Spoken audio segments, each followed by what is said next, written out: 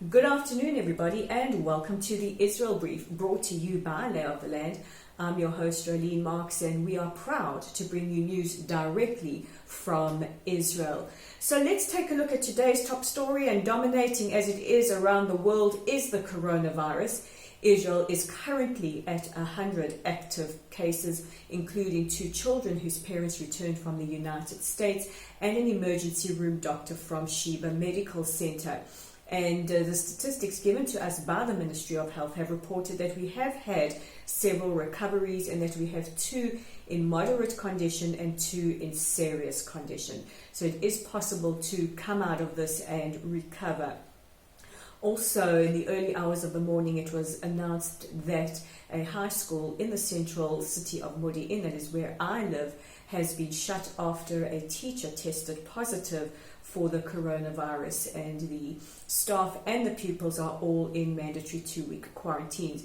Now, last night, Israel's Prime Minister Bibi Netanyahu, along with the Health Ministry, made the announcement that they were instituting a ban on gatherings of over 100 people, but that schools will remain open. So basically, this affects events. In fact, the Prime Minister said, please don't have events or conferences unless you absolutely have to. And it was recommended that there be no hugging, kissing, touching, which is very out of character for Israelis who are very, very tactile and gregarious. But we understand that all precautions are being taken so that we can contain this virus as much as possible. There is also limited train services running through the country, as many staff are in what we call bidud, or quarantine. And earlier today, the teachers union petitioned the Prime Minister to please shut the schools as an extra precaution, and that would make Israel another country to join the many around the world who are shutting their schools and homeschooling until the end of March. And you would think that with the elections held just last week, elections would dominate the news. They haven't, but we haven't forgotten that everybody wants to know what the results are or how far we are in getting together some kind of coalition government. And the big news has been whether or not a minority coalition government would be formed, despite the almost death blow by Geshe leader Orly Levy Abukassis, who said that she will not sit in a minority government with the joint list. Well, we've also heard from Moshe Ya'alon, the former defense minister, who is part of the Blue and White Party. He has said that the aim is by any means necessary to get Prime Minister Netanyahu out of power, and this may mean sitting with the joint list. And earlier today it was also announced that Orly Levy Abukassis may not recommend Benny Gantz as the next premier. This all takes place as Prime Minister Netanyahu is scheduled to start his trial next week, and we will be bringing you updates. And believe it or not, there is also other news taking place around the world, and this brings us to the Parliament in the UK.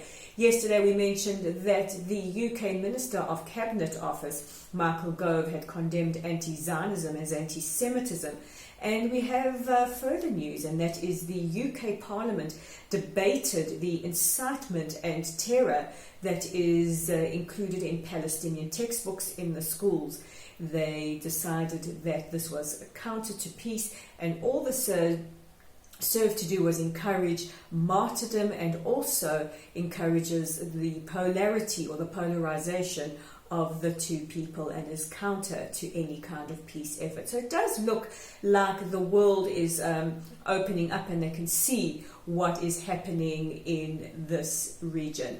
And this is on the eve of Israel Apartheid Week, which takes place from the 16th to the 21st of March next week, and we will keep you updated on how this is playing around the world, if indeed it is not affected by a coronavirus.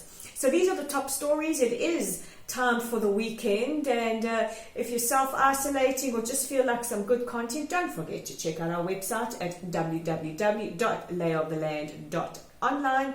You can check out Dave's article on how he would rather be watching our entry to the Eurovision sing than dealing with the news on Corona. You can also catch our articles and our content on our Facebook page at Lot Site. Give us a like and a follow, and don't forget to wish us Shabbat Shalom tomorrow We're there in a different part of the country every Friday. And while you're doing that, don't forget to check out our YouTube channel at the Israel Brief. Simply click on the subscribe button and share our content.